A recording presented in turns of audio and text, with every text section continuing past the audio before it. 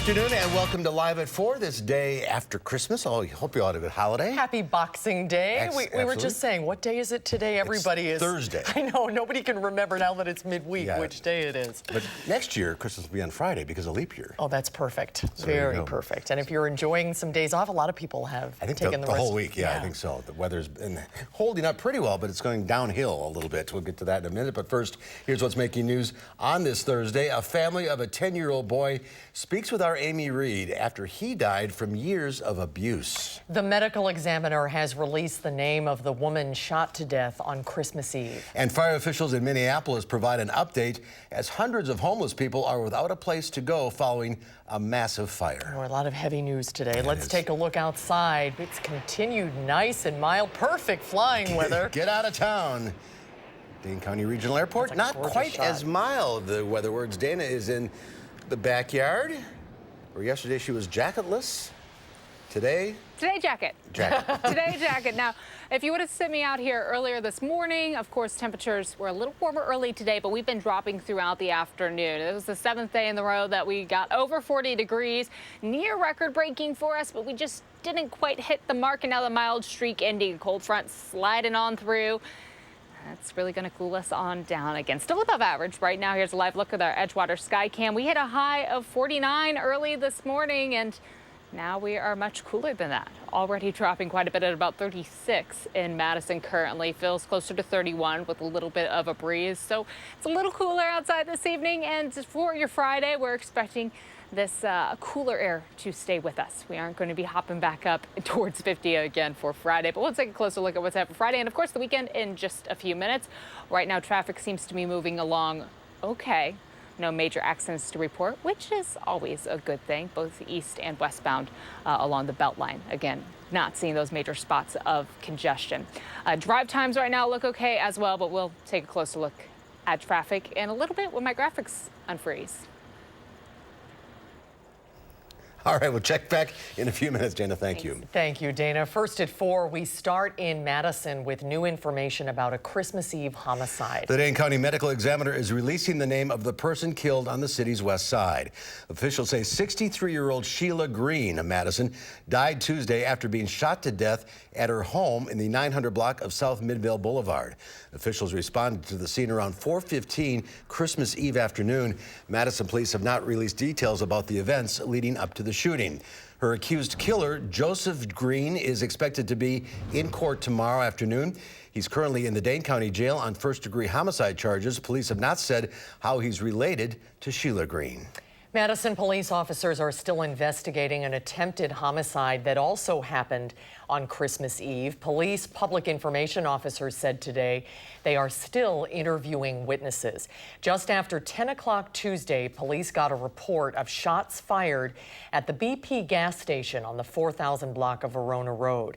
One person was shot, but they are expected to be okay.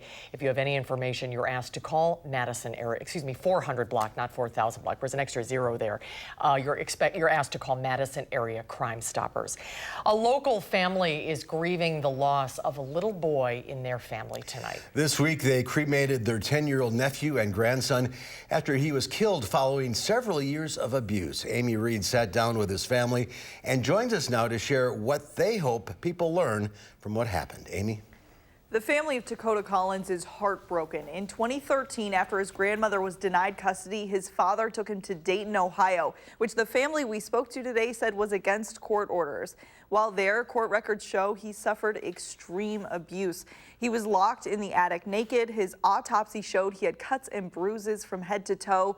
He was held underwater, and his father is now facing counts of endangering children, felony assault, and rape of a child under the age of 13.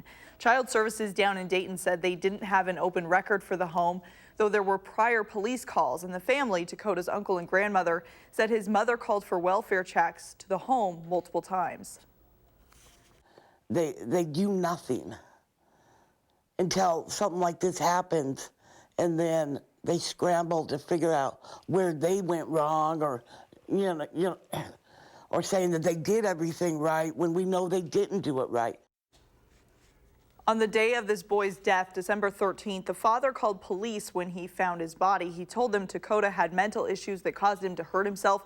The family today is telling me that wasn't true before he left Madison. It likely wasn't true then, but there's no telling what abuse does to a person, they said. They said some people involved in this case are starting GoFundMes, but they said the family is taking care of everything financially and warned people not to donate to those because they don't know where that money would be going. Sad story. Amy Reed reporting. Thank you. Thank you, Amy. Police in Rock County are looking for the people responsible for several car break-ins this week. In this surveillance video, a man is seen rummaging through an unlocked car in the city of Evansville. Police there say they've seen a number of break-ins and even a stolen car this week. They're reminding people to lock car doors and asking everyone to call dispatch if you see anything suspicious. Well, a new survey predicts Wisconsin's economy should remain strong heading into the next year. A survey from the Wisconsin Bank Association shows 95% of bankers in Wisconsin rate the economy as good or excellent. The other 5% rate the outlook as fair. At the same time, the Salvation Army says one of its Christmas donation campaigns fell short. Officials with the organization say they fell short of their goals in Wausau, where they're expected to raise $170,000 before Christmas Eve. They were able to raise about 80% of that. The organization says a lack of volunteers, people carrying less cash, and growing financial hardships contributed to the missed goal. By the day before Christmas, the Dane County Salvation Army was short of its goal by nearly 50%. They haven't released their final numbers yet. Authorities in Janesville are investigating an overnight crash that killed 2 men in Rock County. According to the sheriff's office, the crash happened at midnight on West Rockport Road in the town of Janesville. Officials say the 19-year-old driver lost control after swerving to avoid another car. He hit a tree, pinning him and his 20-year-old passenger. Both men from Janesville were pronounced dead after being pulled from the car. Their names have not been released yet. A Dane County man is recovering after a firework went off near his face on Christmas Eve. 41-year-old Daniel Rothstein of Dane, Wisconsin, was in Collegeville Township, Minnesota. That's about 20 minutes outside of St. Cloud. Officials say he was lighting fireworks when one went off near his face. He was treated at a nearby hospital. President Trump is away from Washington for the holiday, but his Twitter account reveals he has impeachment on his mind. Natalie Brand has more from Capitol Hill. President Trump started the day with a series of tweets aimed at House Speaker Nancy Pelosi and her fellow Democrats. He slammed them for not sending the articles of impeachment straight to the Senate and called them liars. A trial in the Republican-controlled Senate promises to be friendlier territory for the president. Everything I do during this, I'm coordinating with White House counsel. There will be no difference between the president's position and our position. But that statement could cause Majority Leader Mitch McConnell some problems with moderate Republican senators. When I heard that, I was disturbed. Alaska Republican Lisa Murkowski tells KTUU in Alaska that she believes senators should be impartial. It means that we have to take that step back from being hand in glove with the defense. The White House blocked current and past administration officials from testifying during House impeachment hearings, but Democrats still want to hear from those officials during the Senate trial.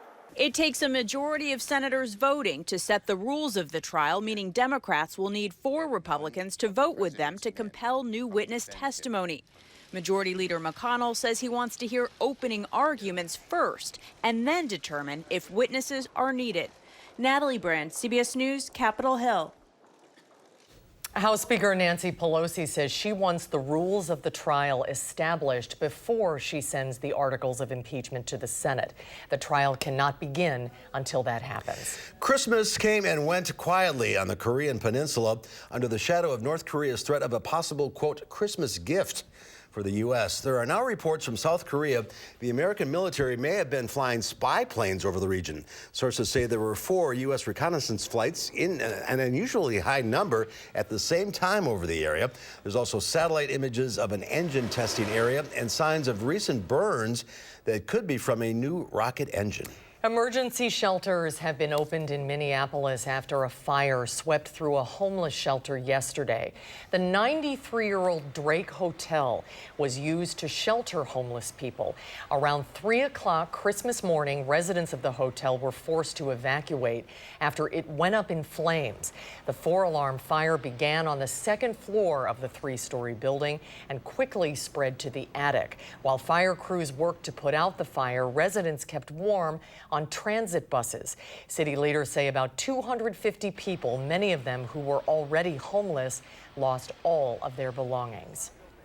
We literally just started over again and then lost everything all over again. What's next? I don't know, but I know it could only get greater. While firefighters were on the scene, a Hennepin County official put out the call for help, asking people to donate supplies for the people affected. And word spread quickly on social media. Soon, generous Minnesotans showed up with diapers, blankets, clothes, and shoes. In fact, people gave so much, some had to be turned away. Due to the instability of the building's condition, it is scheduled to be demolished in the coming days. Well, there's more. For today is the busiest travel day of the year. And some of those holiday travelers are having a tough time getting home. We'll find out where the trouble spots are when Live at 4 continues.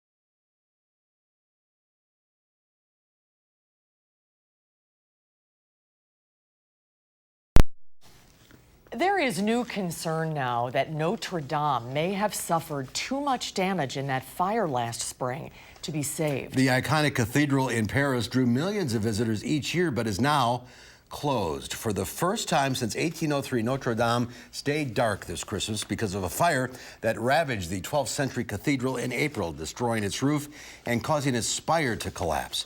The building was under renovation at the time of the fire. Notre Dame's rector says there's a 50% chance the structure might not be saved. He says, explaining that the cathedral is still so fragile, restoration not expected to begin until 2021 and is anticipated to take years. Some are optimistic that cherished cathedral will eventually be restored to its former glory. We are French. We're going to try to rebuild Notre Dame as it was before because it's a symbol. Around 13 million people visited Notre Dame last year. There's another reason it's still too dangerous to hold services inside the cathedral. The fire released tons of toxic lead dust, and authorities are working to clean it up and assess related health risks. Well, according to AAA, there are 3.9 million more people traveling this holiday week compared to last year. Busy time of the year. How's this for reverse roles, though? Whiteout conditions caused travel delays in Southern California. More than 2 feet of snow are predicted in the mountains outside of L.A. Closer to the coast, it was torrential downpours that was the issue. Inside the nation's airports, travelers can expect long lines. An estimated 47.5 million of us will fly over Christmas and New Year's.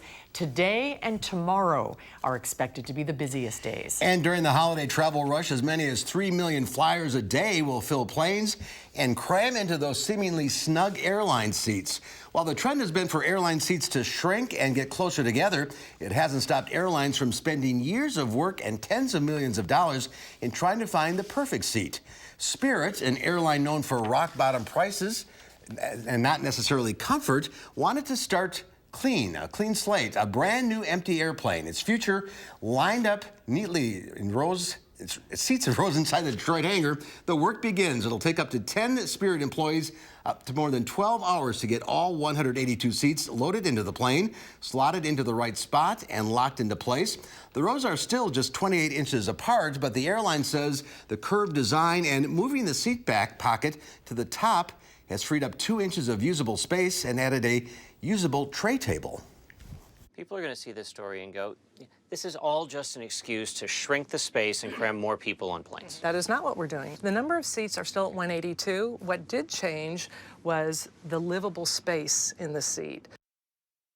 United Airlines just launched a new 50-seat regional jet with what it believes will be the best-in-class interior with business, premium, economy, and a snack bar, perhaps perfect for a short flight. It was a record-setting day on Wall Street. All 3 major averages closed at all-time highs. The Dow Industrials added 105 points, closing at 28,621. The NASDAQ crossed the 9,000 mark for the first time ever, and the S&P 500 gained 16. Well, it's almost the weekend in the 608. It is Thursday. It's Thursday, right. We have to keep telling ourselves that. If you're looking for some ideas to get out of the house this weekend, our Josh Spreiter has some ideas from Madison Magazine. Hey there, guys. For those not still in a Christmas feast-induced coma this weekend, there are a few events worth leaving the couch for. The first is Guys on Ice, the one and only musical comedy about Marvin and Lloyd's love for ice fishing, the Packers, and snowmobile suits. A perennial favorite since 1998, Guys on Ice is a must-see repeatedly show that pokes fun at life in Wisconsin in the cold winter months while also managing to be heartwarming. Guys on Ice opens its 7-performance run at the Barrymore Theater tonight. A fun Cowgirls Night Out will be thrown Friday at the High Noon Saloon. That's when several of Madison's best female singers will pay tribute to the queen of country pop, Shania Twain. Expect to hear Shania's hits, including Any Man of Mine, That Don't Impress Me Much, and Still the One, as sung by Beth Kill, Shondell Marks, Jillian Ray, and others. The recommended dress code for the 8:30 p.m. Friday night show is, no surprise, boots and cowboy hats. If you're looking for laughs, head to comedian Nate Craig's annual homecoming show on Friday night at the Majestic Theater. An alum of both Madison West High School and UW-Madison, Craig has continued his comedy trajectory. In 2019, he appeared in the Netflix show Maniac with Jonah Hill and Emma Stone, and he'll be lending his voice to Bill Burr's animated series F is for Family. But you have to see Craig's seasoned stand-up act, and you can do so Friday. Remember, you can always find the best in the Madison area in this month's edition of Madison Magazine. All right, Josh, thank you.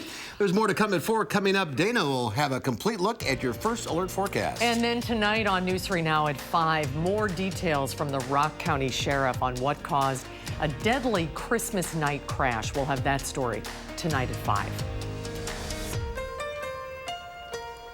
For first, fast, accurate weather updates, watch First Alert Weather.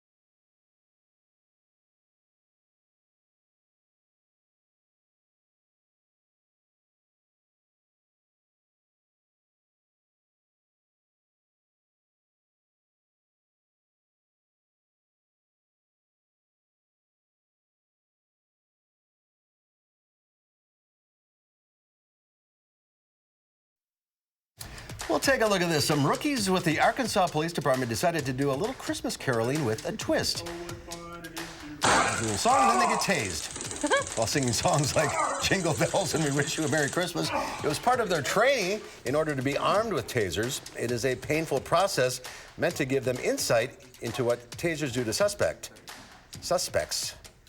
This goes without saying. Don't try this at home. So they know that it's coming. Yes. It's not a surprise. Wish you a Merry Christmas. Oh! Don't tase me, bro. No. They have slowly helped him down. Yes, that's right. Slow and steady. Well, this is not good news ahead of New Year's Eve. The price of whiskey is going up thanks to a 25% tariff on Scotch. This makes me sad. Oh, it's been a favorite spirit in the U.S. since settlers began distilling it in the 18th century. And for many of the country's whiskey connoisseurs, a Scottish single malt, wait a wine story, remains the prize bottle of them all.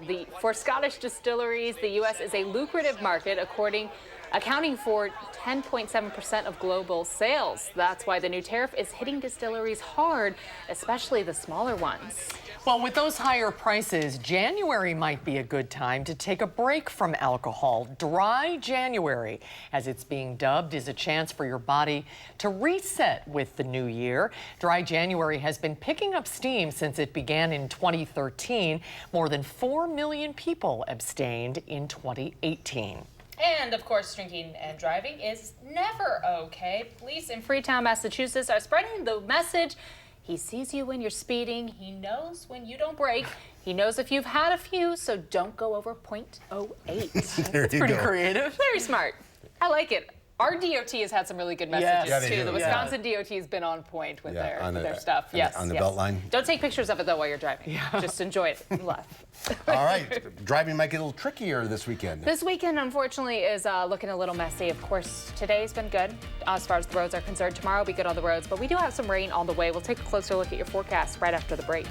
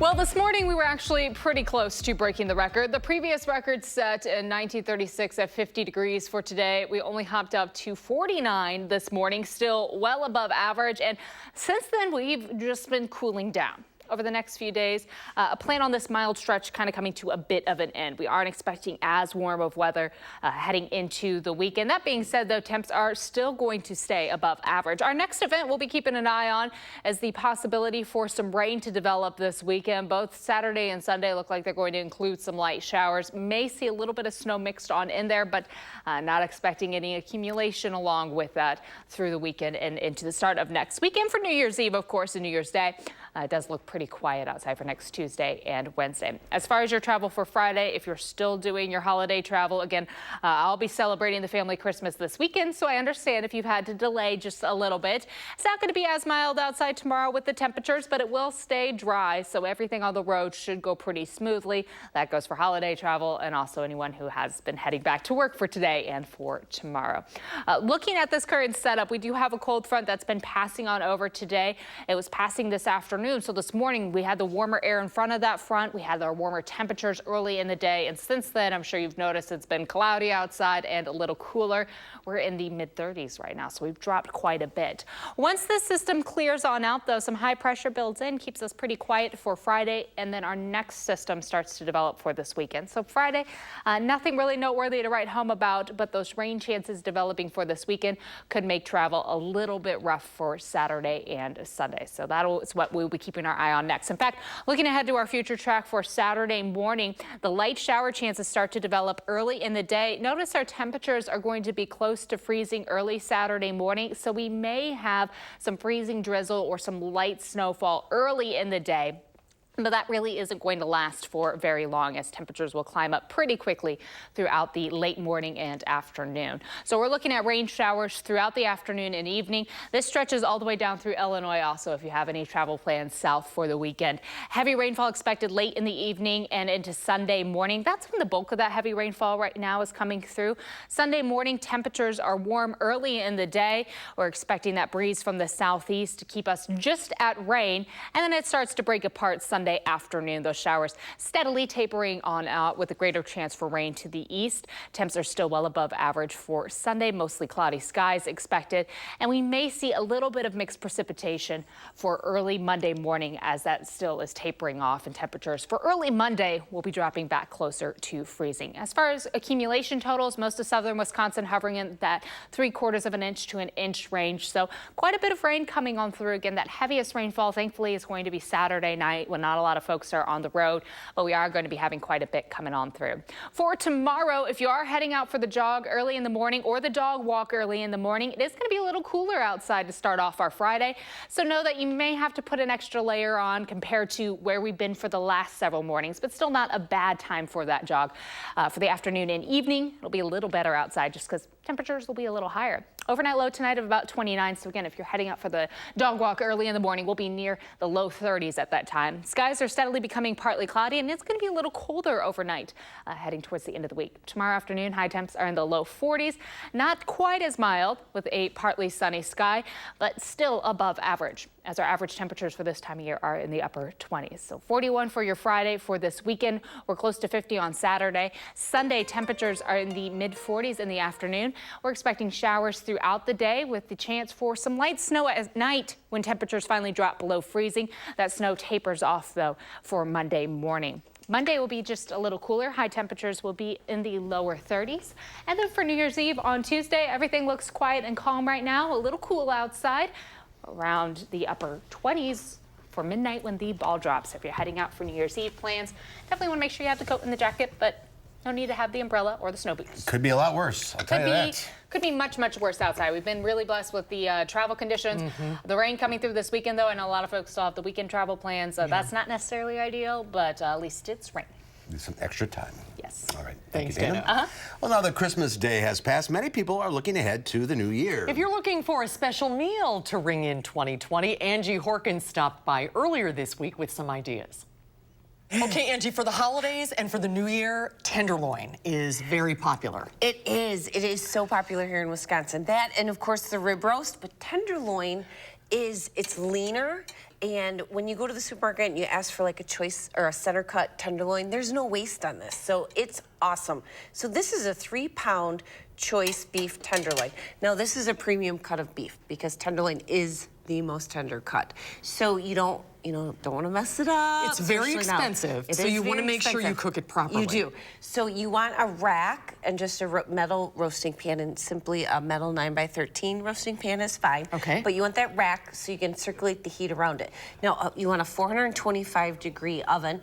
And then you can rub your tenderloin with whatever you like. Just a little salt and pepper, garlic, even a little extra virgin olive oil to add some fat to it. Okay. And then The rack is important, very important for the heat circulation, and then even more importantly is your oven-safe meat thermometer. So for a nice pink, medium rare tenderloin like I have here, you want to pull out your thermometer when it's like 130, 135, and then let your roast rest.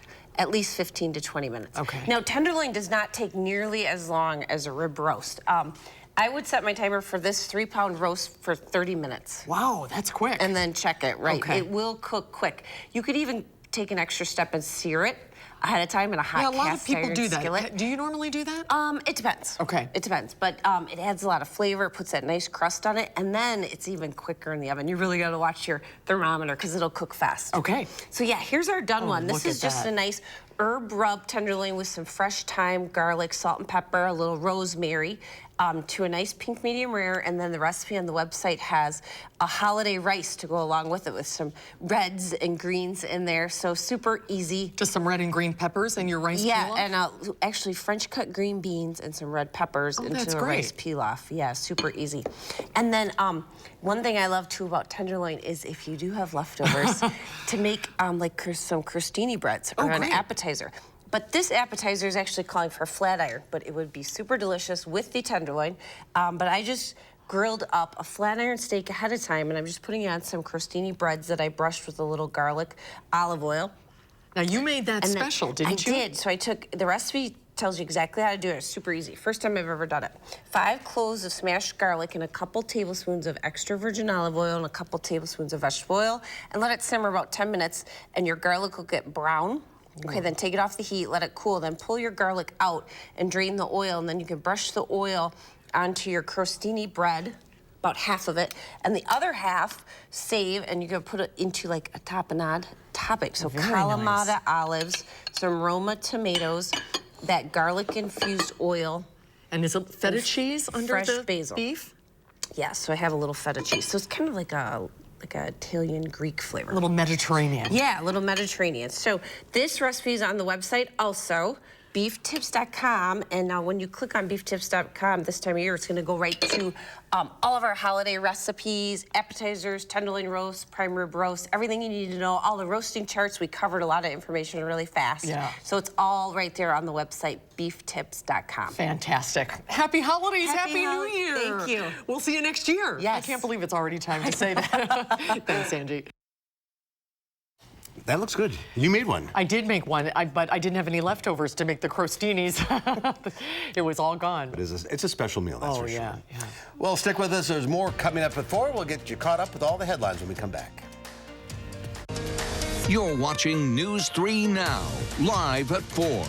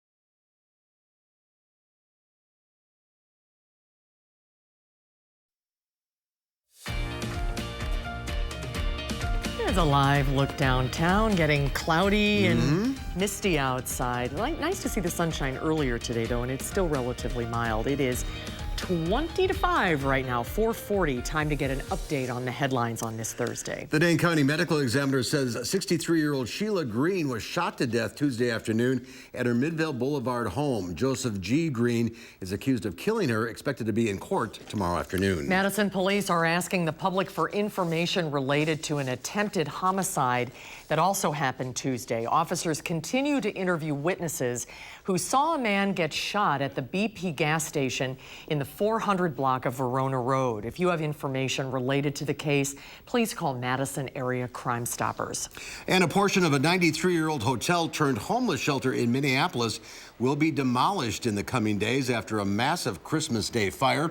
More than 250 homeless people who were living inside the former Drake Hotel building have been living there since the fire. The displaced people have received donations of essential items like clothes and diapers from the community.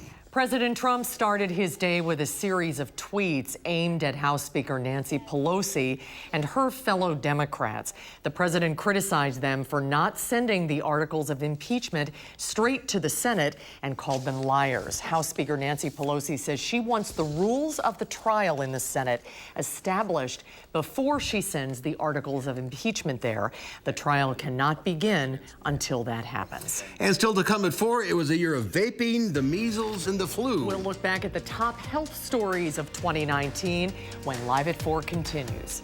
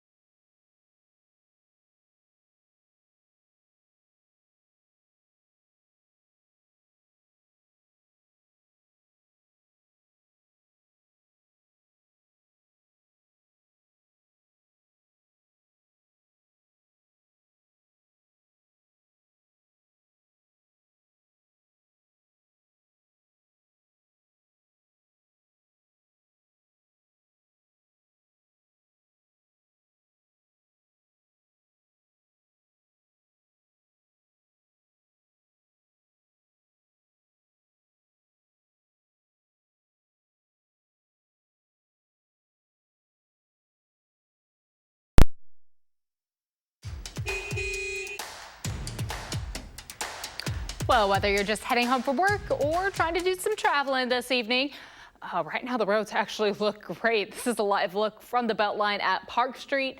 Both east and westbound are moving along, and usually at this time the eastbound side is backed up quite a bit. Still moving, but backed up, and that's just not the case for us this evening. In fact, looking really okay throughout the entire stretch of the Beltline. Westbound's all nice and clear. Eastbound, when you're closer to Gammon, those speeds usually in the 60s, but even close to the Park Street exit, we're still in the upper 50s for our speeds right now. So folks are cruising along. Downtown looks okay, and then University Avenue heading into the Isthmus should be fairly smooth. From Prairie du Sac 12 all the way up to the Dells, a smooth drive this evening. A little bit of a delay there around Baraboo, but again, no accidents. Just a few more people getting on the road. And then Janesville downtown actually doesn't look too bad right now. Taking 39 all the way down to the state line should be pretty smooth. So a lot of good news in the traffic corner. From Janesville to the Beltline, it will take you just about 24 minutes, 17 minutes to get from Sauk City to Middleton, and a quick drive this evening from Sun Prairie to downtown, only 15 minutes, so just a little quicker than usual. That's a quick look at traffic. All right, Dana, thank you. A university student in Croatia opened up a museum of hangovers. He got the idea after a night out drinking with his friends. Really? They were sharing their best and worst hangover experiences. Some of them recalled drinking at night and then finding random items from the experience the next day. You can also test your reflexes with beer goggles and buy tongue-in-cheek gift items like Drunkopoly. The museum says it's not celebrating excessive drinking, but instead highlighting things that can create bonding experiences. Do they have any hangover cures, I wonder? Pickle juice, right? Pickle juice, or what is it, tomato juice with... With vodka in it? Yeah, that doesn't do it. I don't know if you need a museum for hangovers, but... All right, as 2019 comes to a close, we're looking back at some of the biggest stories to make headlines. CBS health correspondent Dr. John LaPook takes a look back at the top health stories of 2019. More than 2,400 people were hospitalized with lung injuries in an ongoing outbreak associated with vaping in the U.S. More than 50 people died. I didn't think it could be that bad, and it really almost killed me. Federal health officials linked the chemical vitamin E acetate to the outbreak, but say there might be more than one cause. More than 1,200 cases of measles were reported, the largest number since 1992. Most cases were linked to outbreaks in New York. The outbreaks in New York are being fueled by myths and misinformation that is leading people to not get vaccinated. 2018-2019 flu season was the longest in a decade. Federal health officials say 2 types of viruses surfaced at different times, extending the season. An E. coli outbreak prompted a CDC warning on romaine lettuce from the Salinas, California region. The E. coli can cause an intestinal illness, prominently diarrhea, but also abdominal cramps and just feeling very, very poorly. The makers of Zantac recalled the popular heartburn drug. Generic versions were also pulled. The FDA is investigating after tests showed small amounts of a probable carcinogen. With more than 130 people dying every day in the U.S. from opioid overdoses, federal health officials announced more than $1.8 billion in funding to states to fight the crisis. A CDC report showed the HPV vaccine could prevent about 92% of cancers caused by the human papillomavirus, and research published in Pediatrics backed up the vaccine's safety. Dozens of cases of Eastern equine encephalitis, or EEE, were reported, making it the worst season since the CDC began monitoring for the mosquito-borne disease. 15 people died. The FDA approved the first drug for women with postpartum depression. The one-time intravenous treatment requires a 3-night hospital stay. I noticed a huge difference. Those intrusive thoughts I told you about were gone, and they never came back. An FDA advisory panel recommended the first treatment for food allergies. Research shows the oral immunotherapy helped 67% of children and teens with severe peanut allergy tolerate the equivalent of about 2 peanuts. And the FDA issued their strongest warning on some popular sleep medications, requiring a black box label on medications including Ambien, Lunesta, and Sonata to alert patients to potentially dangerous behaviors. That's a look at the year's top health stories. Dr. John LaPook, CBS News. We're lucky to be alive. It's been a busy year. Heavens. Another big story of this year, more and more pregnant women have high blood pressure. New research in the journal Hypertension showed a 13-fold increase over the past 4 decades. I can't believe it's already time to do all the year-enders. We're going to be looking back at different topics all week long. A new decade. Yeah, coming here we go. All right, and we'll be right back with the final check of your forecast. Ready to roll playback? 3, 2, 1, roll playback.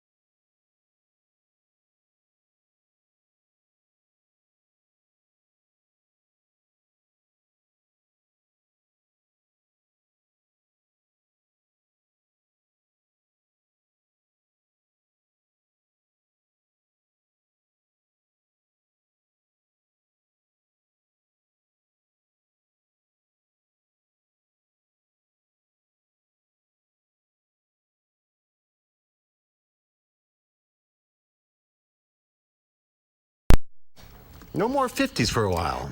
No, well, we'll get close. Actually, see, on Saturday, Sunday. So it's like one day. We're not as mild, but we're still mild. Yeah, I know it's a little meh right now. Our Edgewater Sky Cam, of course, showing that it's already a little dark outside. 59 the high for today, and that was not the case for this afternoon. Near record-breaking, but we've had this cold front crossing on over. Now that front is off to the east, well off to the east. Still mostly cloudy outside, but temperatures have been falling during the day. So now we're expecting those temperatures overnight to drop quite a bit. We're currently sitting close to 36 in Madison with that wind chill at about 31. So if your Thursday evening plans are taking you outside, it's going to be a little cooler than where we've been for the last few evenings. In fact, for tonight, we're going to drop quite a bit more than where we have been for the last few nights. Temperatures will be in the upper 20s for early Friday morning. Skies will steadily become partly cloudy outside, and it's going to be quite a bit colder. Now, for Friday afternoon, we become partly sunny, but temperature-wise, it's still above average, and our next system that we'll be keeping a close eye on will be for this weekend. It'll be bringing just a little bit of rain along with it. No chance to use your new skis. Quite a bit of rain the way it looks. Quite a bit of rain coming through, and again, the skis, maybe the water skis, I don't know. You're not gonna use the snow skis right now. No, if you're hoping for snow again, up north or some isolated areas. We talked the other day, my neighbor's got an ice rink in their front yard, and I don't know how they're keeping it running. That's a good question. Yeah, I need to just knock on the door and ask. We'll find out. Yeah. All right. Tomorrow here on Live at 4, Lisa Briggs from the Bruce Company will show us how to attract birds to your backyard feeders. She always has such creative ideas to do that. And the News Hounds, Lola and Louie, have the top animal stories of the week. It's Friday. That's coming up tomorrow on Live at 4.